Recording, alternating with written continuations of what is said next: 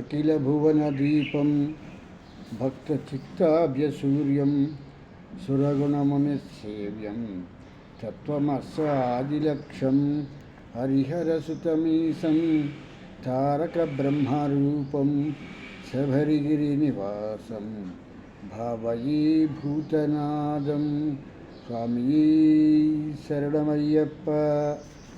ప్రియమైన ఆత్మబంధువులారా, ఆశ్రితుల వారి సౌజన్యంతో మనం ఈ యొక్క కార్యక్రమాన్ని ప్రారంభించుకున్నాం.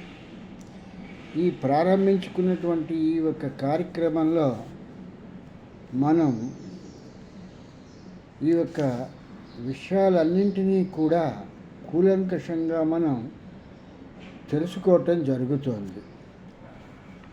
ఒక విషయాన్ని చెప్పాల్సి వచ్చినప్పుడు ఆ వ్యక్తి భగవద్గీతలో చెప్పినట్టుగా ఉన్నతులైనటువంటి వారు ఏమి చేస్తారో దాన్ని అందరూ కూడా ఆచరిస్తారు అని చెప్పేసరి చెప్పటం జరుగుతోంది, భగవద్గీతని పట్టి తీసుకున్నట్టయితే. అట్లాగే ఇక్కడ ఋషులు అనుభవపూర్వక సత్యాలే ఉపనిషత్తులు వాళ్ళ తాలూకు అనుభవాల్ని ఈ ఉపనిషత్తులుగా చెప్పటం జరిగింది అనేటువంటి విషయాన్ని మనం ఇక్కడ గ్రహించవలసినటువంటి విషయం. అంటే ఒక వ్యక్తి చేసేటువంటి సాధనాత్రయానికి సంబంధించినటువంటి విషయాలు ఏవైతే ఉన్నాయో తన జీవితకాలం అంతా కూడా కష్టపడి వాటిని ఆచరించి దాని మూలంగా వచ్చిన ఫలితాలని మూలాలని మనకి తెలియవలసినటువంటి వాస్తవ సత్యాలే ఈ యొక్క ఉపనిషత్తులు అనేటువంటి విషయాన్ని మనం గ్రహించాలి. అంటే ఒక ఋషి యజ్ఞం చేస్తూ ఉన్నప్పుడు ఆ యజ్ఞంలో అతను ఆ యొక్క యజ్ఞానికి సంబంధించిన వస్తువులతో పాటు తన దానం ఇచ్చేటప్పుడు అవి ఒట్టిపోయినవి పనికిమాలినవి ఇస్తూ ఉంటే ఇలా ఎందుకు చేస్తున్నారు అని చెప్పని అడిగినందుకు ఆ ఒక్క ఋషికి కోపం వచ్చి తన సొంత కొడుకైనటువంటి వాడిని కూడా అతను లక్ష్య పెట్టకుండా నిన్ను మృత్యువుకి ఇచ్చేశాను అని చెప్పేసని చెప్పటం జరిగింది. అంటే మరణానికి ఆ ఒక కొడుకుని అప్పచెప్పాను అని చెప్పేసని చెప్పటం జరిగింది. అదే నేటి కాలంలో అయితే దాని మీద ఎంత క్రిమినల్ ప్రొసీడింగ్స్ ఉంటాయో మనందరికీ తెలుసు. కానీ ఆనాటి కాలంలో అటువంటి క్రిమినల్ ప్రొసీడింగ్స్ లేవు కాబట్టి ఆ నచకేతుడు అనేటువంటి వారు తిన్నగా బయలుదేరి యమధర్మరాజు దగ్గరికి వచ్చేయటం జరిగింది. అతను రావటంలో గల ఉద్దేశం కూడా ఏంటయ్యా అని అంటే, ఎవరిని పడితే వాళ్ళని ఏదో అడిగితే వాళ్ళు చెప్పేటువంటి సమాధానాలు నిజమో అబద్ధమో మనకి పూర్తిగా తెలియదు. అదే ఎవరైతే దానికి సంబంధించినటువంటి వ్యక్తి ఉంటారో అతన్ని అడిగితే మనకి కావలసిన సమాచారం అంతా కూడా వస్తుంది.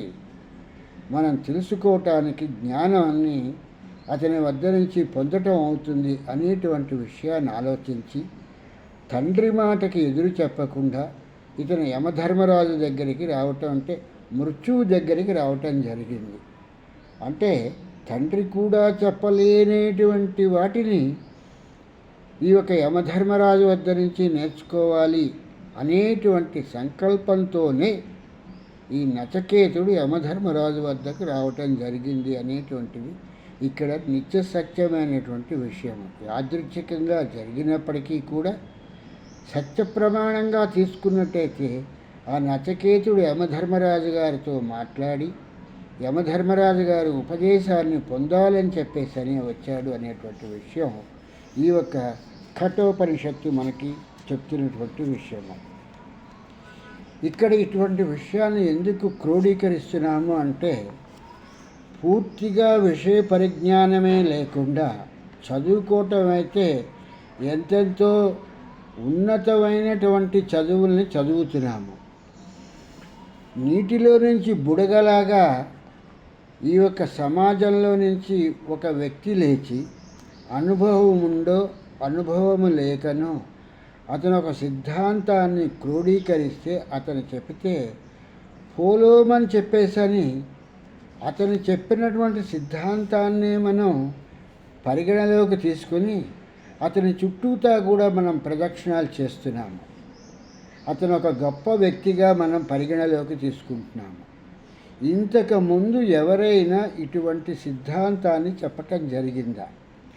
ఈ సిద్ధాంతం మూలంగా ఈ యొక్క చెప్పేటువంటి ఆయన పొందినటువంటి ఫలమేమిటి అనేటువంటిది ఏ ఒక్క ఆలోచన కూడా మనకి లేదు.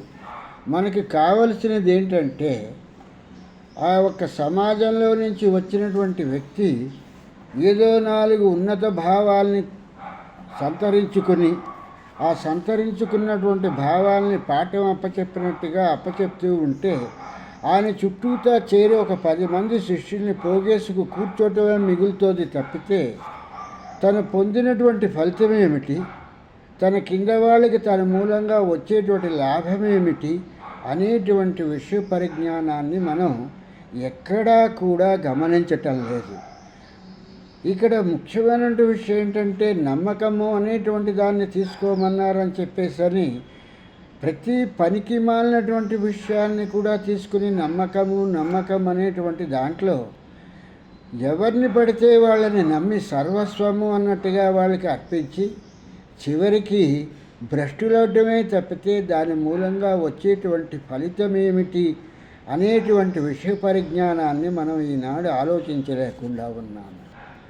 ఉదాహరణగా ఒక విషయాన్ని చెప్పాల్సి వస్తే ఈనాటి యుగంలో ఎలా తయారైందంటే ఎవరో మధ్యలో నుంచి ఈ యొక్క సమాజంలో నుంచి లేచి అతను ఏదో ఒక ఉన్నత భావాలని కలిగి ఉన్నానన్నట్టుగా అతను చూపిస్తూ ఉంటే దాన్ని పట్టుకునే మనందరము కూడా ఆ ఒక్క మాటల్ని వింటున్నాను తప్పితే అది నిజమా అబద్ధమా వాస్తవమా దాని సత్య ప్రమాణమంతా అనేటువంటి దాన్ని మనం గమనించటం లేదు.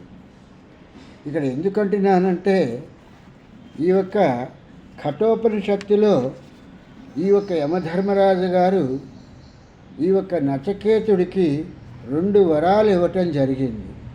ఒక వరము నీవు తిరిగి భూలోకానికి వెళ్ళిపో, నీ తల్లి తండ్రి నీ చుట్టుపక్కల ఉన్న వాళ్ళందరూ కూడా నిన్ను గుర్తుపడతారు అని చెప్పేసని ఒక మొదటి వరాన్ని ఇవ్వటం జరిగింది. 2వ వరానికి వచ్చేటప్పటికి అది వరమా ప్రశ్న అనేటువంటి దానికన్నా కూడా ఈ యొక్క నచికేతుడు అడిగినటువంటి ప్రశ్న కిందే తీసుకోవచ్చు.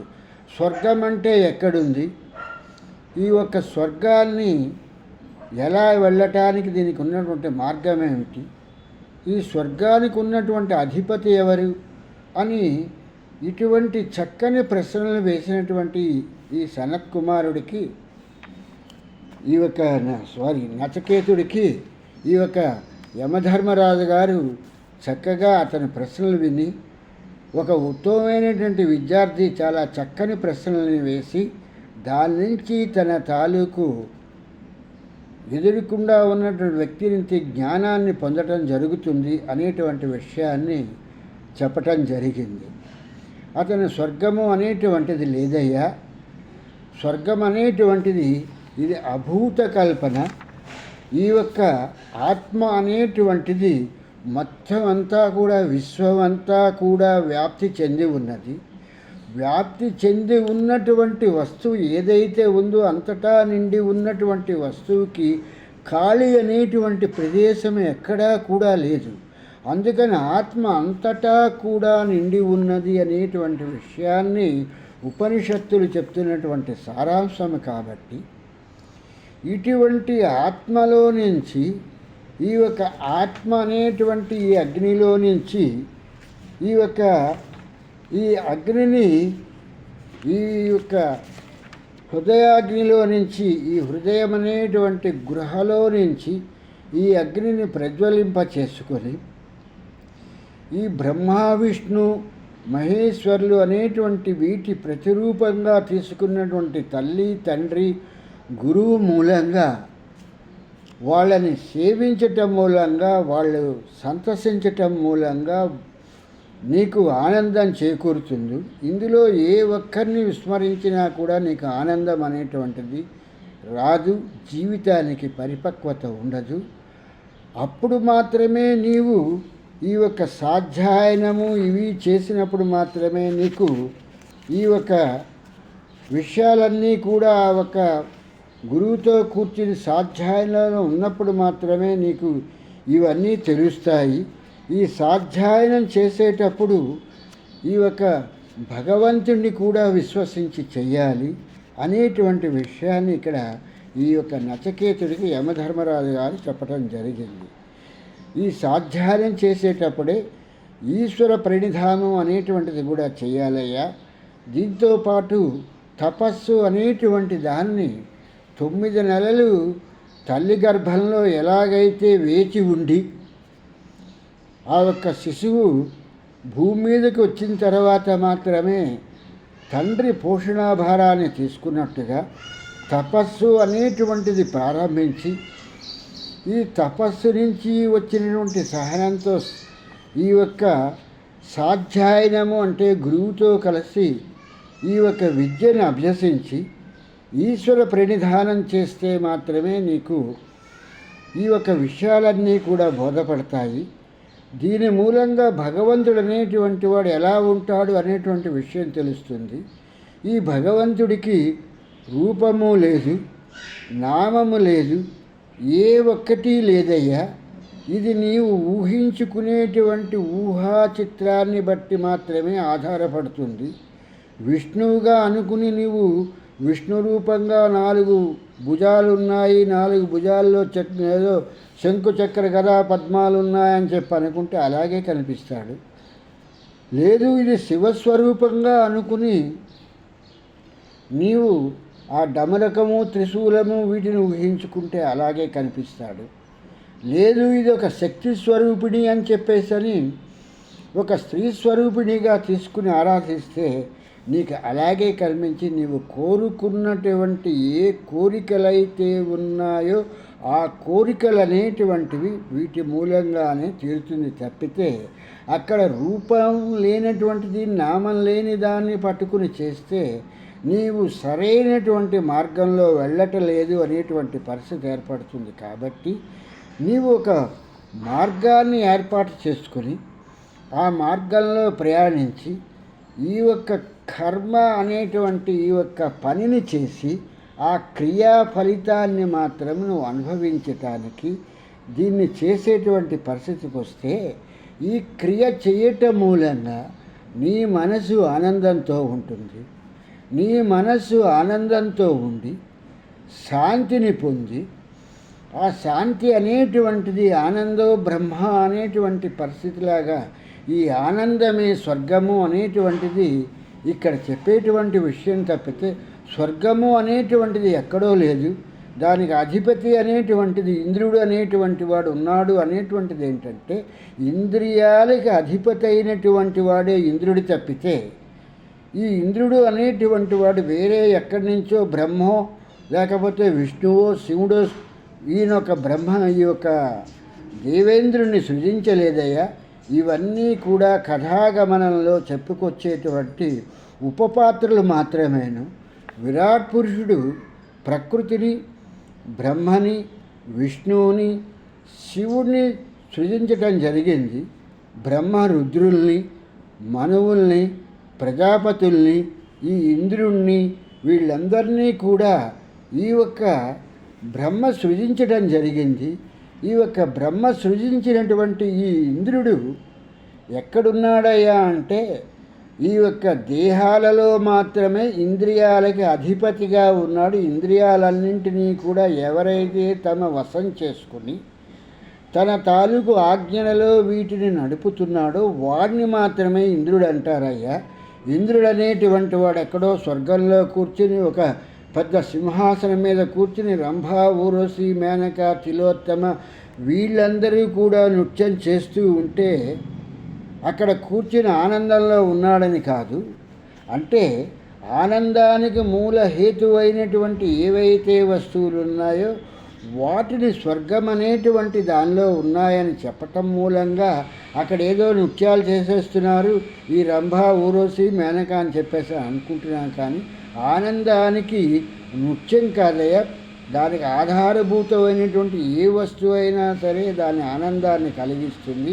ఈ ఆనందమే ఆనందో బ్రహ్మ అవుతుంది. కాబట్టి ఈ ఆనందం మూలంగా నీకు శాంతి కలుగుతుంది. కాబట్టి ఈ ఆనందము ఈ శాంతి ఉన్నటువంటి ప్రదేశాలనే స్వర్గం అని చెప్పేసి అని అంటారు అనేటువంటి విషయాన్ని ఇక్కడ ఈ యొక్క యమధర్మరాజు ఈ నచికేతుడికి చెప్పటం తటస్థించింది. వీటన్నింటినీ కూడా ఒక శాస్త్రీయ పద్ధతిలో వీటిని మనం ప్రారంభిస్తే ఈ ఒక యమధర్మరాజు గారు చెప్పినటువంటిది ఏ ఒక్కటి కూడా ఏ ఒక్క అక్షరము కూడా తప్పు కాదు అనేటువంటి విషయము మనకి ఈ కఠోపనిషత్తు ద్వారా మనం నేర్చుకునేటువంటి విషయము. ఇటువంటిది కాకుండా నేటి కాలంలో ఎలా తయారయ్యామంటే చదువుకోవటానికైతే చాలా పెద్ద పెద్ద చదువులు చదువుతున్నాము.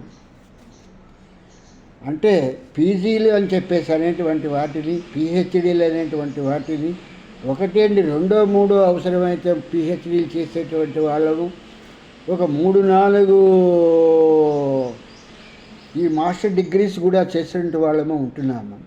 కానీ మనము ఒకసారి మాట్లాడేటువంటి మాటల్ని కానీ, ఒక వ్యక్తి మాట్లాడేటువంటి మాటల్ని కానీ విని వాటిని మనం ఆచరించటానికి మనం వింటున్నాము అంటే మనం ఎంత అవిజ్ఞలో ఉన్నాము. విద్య లేనటువంటి వాడు వింత పశువు, చదవటమైతే చదువుతున్నాం కానీ విద్య లేదు అని చెప్పటానికి ఈ ఒక్క ఉదాహరణలు చాలు అనేటువంటి విషయంలో ఇక్కడ క్రోడీకరించడం జరుగుతోంది. గంగానదిలో 12:30 గంటల సమయంలో మధ్యాహ్నం ఆ ఒక్క శివుడు పార్వతి వచ్చి ఆ వారణాసి అనేటువంటి దాంట్లో మణికర్ణికా ఘట్టంలో ఆ దగ్గర వాళ్ళు స్నానం చేస్తారు అని చెప్పేసి ఒక మాట చెప్తారు. ఇది ఎలా వచ్చిందో ఎందుకు వచ్చిందో ఎవరికీ తెలియని విషయము. ఇది ఒక పుక్కుట పురాణం లాంటిది. ఇంత చదువులు చదువుకున్నటువంటి మనము దీనికి శాస్త్ర పరిజ్ఞానంగా మనం ఏ ఒక్కనాడైనా ఆలోచించేటువంటి పరిస్థితిలో ఉన్నామా? 12:30 గంటలకి మధ్యాహ్నం ఆ శివుడు పార్వతి వచ్చి స్నానం చేస్తాడు. కాబట్టి మనందరం కూడా వెళ్ళిపోయి ఆ గంగానదిలో మణికర్ణికా ఘట్టంలో మనం కూడా స్నానాలు చేసేద్దామని చెప్పేసి అనుకుంటాము. ఆ శివుడే నిజంగా వచ్చి ఆ ఒక గంగానదిలో స్నానం చేస్తే గంగానదే కాదు, ఏ నదినైనా చూస్తే ఆ నదికి ఒక ప్రవాహ వేగము అనేటువంటిది ఉంటుంది అనేటువంటి విషయాన్ని మనం ఇంత చదువులు చదువుకుని కూడా మనం గ్రహించలేకుండా ఉన్నాము. మీద నుంచి వచ్చేటువంటి నీటిలో శివుడి తాలూకు దేహం లేదే. ఆ ఒక్క మణికర్ణికా ఘట్టంలో మాత్రమే శివుడు పార్వతి మాత్రమే స్నానం చేశారు అనేటువంటి విషయాన్ని చెప్తున్నారు. అంటే మణికర్ణికా ఘట్ట నుంచి కింద ఘట్టాలకు వస్తే మాత్రమే శివుడు స్నానం చేసి ఉన్నట్టయితే నిజంగా అందులో శివుడి తాలూకు మహత్యము, శివుడి తాలూకు దేహము ఆ ఒక నీటిలో తడిసి ఆ నీరు ఇందులో ప్రవహిస్తోంది అనేటువంటి విషయాన్ని మనం ఆలోచించటానికి. కానీ మనం చదువుకున్నటువంటి చదువది ఎంత కలిగిన రసజ్ఞత ఇంచుక చాలకున్న ఆ చదువు నిరర్ధకంబు గుణ సంయుతులెవ్వరు మెచ్చరచ్చటన్ పదునగా మంచి కూర నలపాకము చేసిన నందును పొదవడి నొప్పు లేక రుచి పుట్టగా నేర్చునట్టయ్యా భాస్కర అని చెప్పేసని భాస్కర శతకంలో చెప్పినట్లుగా మణికర్ణికా ఘట్టంలో స్నానం చేస్తే మన కింద ఘట్టంలో స్నానం చేస్తే శివుడి స్నానం చేసినటువంటి నీరు మనని తాకుతూ వెళ్తుంది. మనం కూడా వెళ్ళి మణికర్ణికా ఘట్టంలోనే స్నానం చేసి 12:30కి శివుడు పార్వతి వచ్చి స్నానం చేస్తారంటే ఆ మీద నుంచి వచ్చేటువంటి నీరు అందులో శివుడిని తాకినటువంటి ఏ ఒక్క నీటి భాగము జలరాశులు ఏవీ కూడా లేవు. అంటే మన మూర్ఖమైనటువంటి ఆలోచన, మన మూర్ఖమైనటువంటి తలంపులు ఎంత హీనాతిహీనంగా ఉన్నాయి. ఇది ఎవరైనా జ్ఞానులు చూస్తే ఎంత అసహ్యించుకుంటారు అనేటువంటి విషయాన్ని కూడా మనం గ్రహింపలేకుండా ఉన్నాము. దీని గురించి ఏం చెప్తారంటే ప్రచారంగా అన్నట్టుగాను 12:30 గంటలకి మనం వెళ్ళి ఆ మణికర్ణికా ఘట్టంలో స్నానం చేయాలంటే పడవలో కానీ, లేకపోతే ఒక ఆటోలో కానీ, ఒక రిక్షాలో కానీ మణికర్ణికా ఘట్టాన్ని తీసుకెళ్ళవయ్యా, ఆ శివుడు స్నానం చేసిన దగ్గర నేను కూడా స్నానం చేస్తానంటే ఆటో వాళ్ళు తీసుకెళ్తారు అని చెప్పేసి ప్రచారం చేస్తే వాడు మన దగ్గర నుంచి డబ్బులు తీసుకోవడానికే తీసుకెళ్తాడు తప్పితే అక్కడ శివుడు నిజంగా స్నానం చేసేటువంటి సమయంలో మాత్రం వాడు తీసుకెళ్ళలేడు. ఇటువంటి విషయాలను ఎందుకు మనం గ్రహించలేకపోతున్నాము? ఎందుకు మన తాలూకు తెలివి ఎందుకు మనం ఉపయోగించలేకపోతున్నాము? మనం ఎందుకు మన జ్ఞానాన్ని మనం ఎందుకు ఆర్జించలేకపోతున్నాము? ఇటువంటి ముఖ్యమైనటువంటి విషయాలన్నింటినీ కూడా ఈ కఠోరోపనిషత్తులో మన తాలూకు ఋషులు చెప్పినటువంటి జ్ఞానాన్ని మర్చిపోయి ఇటువంటి పిచ్చివైనటువంటి వాటి గురించి వెంపర్లాడుతున్నామేమిటి? ఇక కొందరు చెప్తారు, ఈ యొక్క ఏదైతే ఈ యొక్క శివదేవుడి తాలూకు క్షేత్రమైనటువంటి ఈ యొక్క శివక్షేత్రం ఉన్నదో ఆ శివక్షేత్రాల్లో ఈ మహాత్ములందరూ కూడా మనకి కంటికి కనిపించకుండా వాళ్ళు అజ్ఞాత రూపంలో ఉన్నారు అని చెప్పి పని అక్కడికి ఆగిపోతే కొంతవరకైనా కూడా ఇది సబబై ఉంటుందేమో అని చెప్పేసి అనుకోవటానికి కొంత ఆస్కారం ఉంటుంది. కానీ వీళ్ళు చెప్పేటువంటిది ఎలా చెప్తున్నారంటే, అక్కడ ఒక చెట్టు ఉంటుంది, ఆ చెట్టు మీద బల్లులు ఉంటాయి, ఈ మహాత్ములందరూ కూడా బల్లుల రూపంలో ఉన్నారు అంటే ఎవరు చూశారు? అంత హీనాతిహీనమైనటువంటి బల్లులు లేకపోతే గబ్బిలాల రూపంలో మహాత్ములు వచ్చి ఏలాడుతూ ఆ శివక్షేత్రాల్లో ఉండవలసినటువంటి పరిస్థితిలో ఉందా?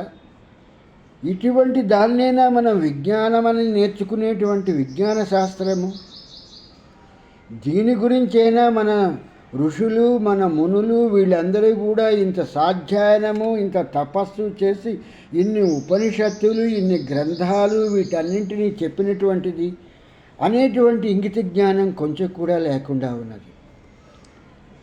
రామాయణంలో ఒక ఋషికుమారుడు నీళ్లు తీసుకురావడానికి ఒక తల్లిదండ్రులకు తాలూకు దాహార్తిని తీర్చటానికి ఆ నదికి వచ్చి ఆ కుండను ముంచుతూ ఉంటే ఆ కుండ శబ్దము, ఆ నీళ్లు ఆ కుండలోకి వెళ్తున్న శబ్దము ఒక లేడి నీళ్లు తాగుతున్నటువంటి శబ్దాన్ని కలిగించటంతో శబ్దబేరీ తెలిసినటువంటి ఈ దశరథ మహారాజు అది లేడి అనుకుని చెప్పని బాణాన్ని ప్రయోగించటం జరిగింది.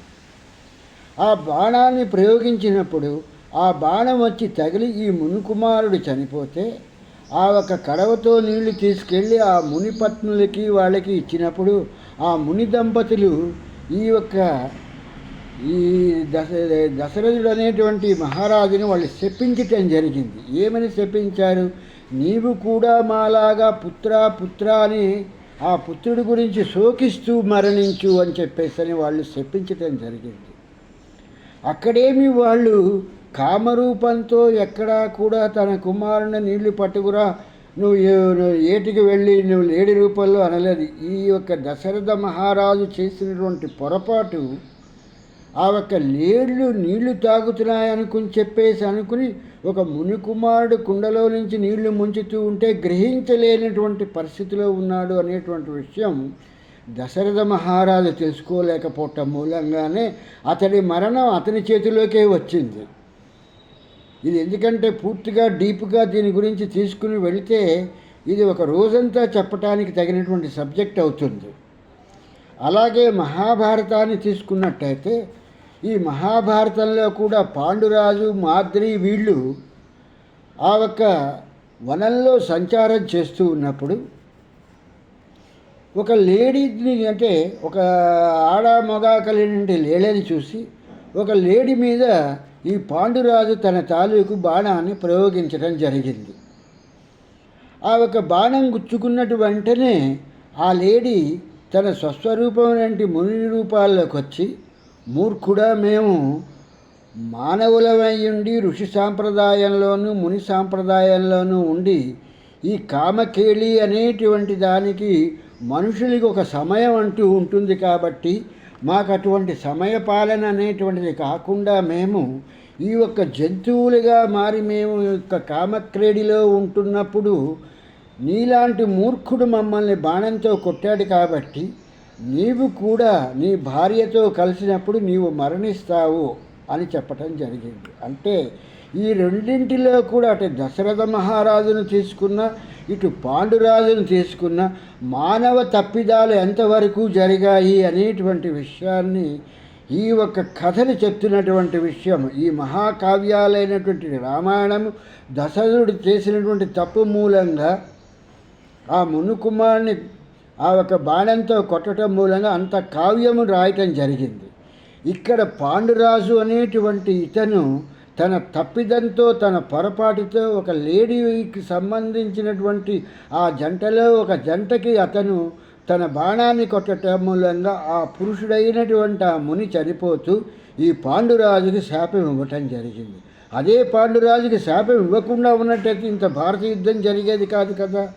కనుక ఒక మూర్ఖుడు మూలంగా జరిగేటువంటి ఇంత అనర్థాన్ని తెలుసుకోలేకుండా మనం కావ్యాలు పఠిస్తాము అని చెప్పేసి అంటున్నాం. అక్కడ మూర్ఖుడైనటువంటి దశరథుడు మూలంగా రామాయణం అనేటువంటి కావ్యం వచ్చింది. ఇక్కడ పాండురాజు అనేటువంటి మూర్ఖుడు మూలంగా భారతం అనేటువంటిది వచ్చింది.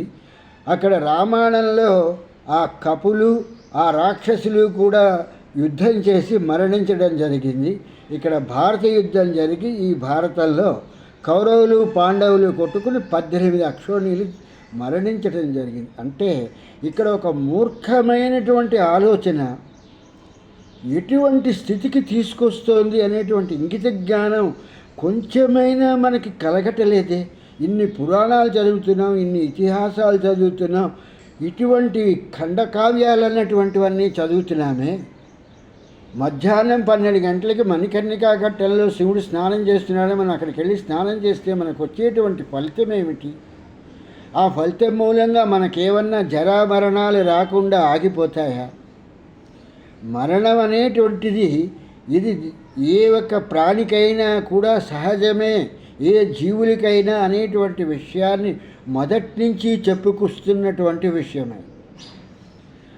ఈ యొక్క ఎవరైతే సృష్టికర్త ఉన్నాడో ఆ సృష్టికర్త దగ్గర ఈ యొక్క జీవరాశుల తాలూకు కౌంటింగ్ అంతా కూడా అతడి దగ్గర ఉన్నది అనేటువంటి విషయాన్ని ఈ పురాణ ఇతిహాసాలు చెప్తున్నటువంటిది.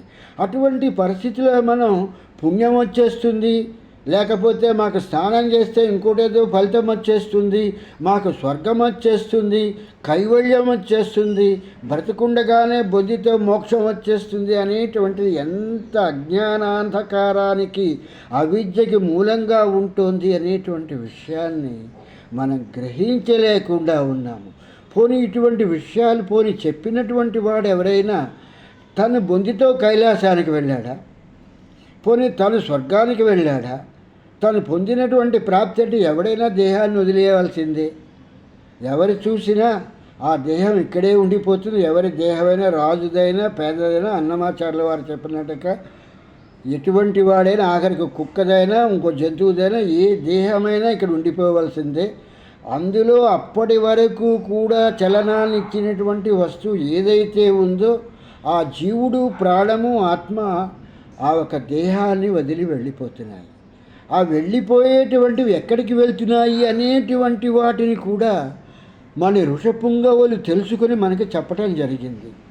ఇటువంటి విషయాలన్నింటినీ మనం మర్చిపోయి ఎంతసేపు బొందితో కైలాసం వచ్చేస్తుంది, లేకపోతే మాకు గంగానదిలో స్నానం చేసేస్తే స్వర్గం వచ్చేస్తుంది అంటే ఇటువంటి అబద్ధపు మాటలు విని మనం చేయటం మూలంగా మనం పొందేటువంటి ఫలితం ఏమిటి అని చెప్పేసి ఒక్కసారి ఆలోచించి ఆ వెంకటనాథుడి అనుగ్రహంతో ఇకనైనా జ్ఞానాన్ని ప్రసాదించి జ్ఞాన మార్గాన్ని చూపించమని చెప్పేసని అయ్యప్పని వేడుకుంటూ స్వామి శరణం స్వామి శరణం, స్వామియే శరణమయ్యప్ప, స్వామియే శరణమయ్యప్ప.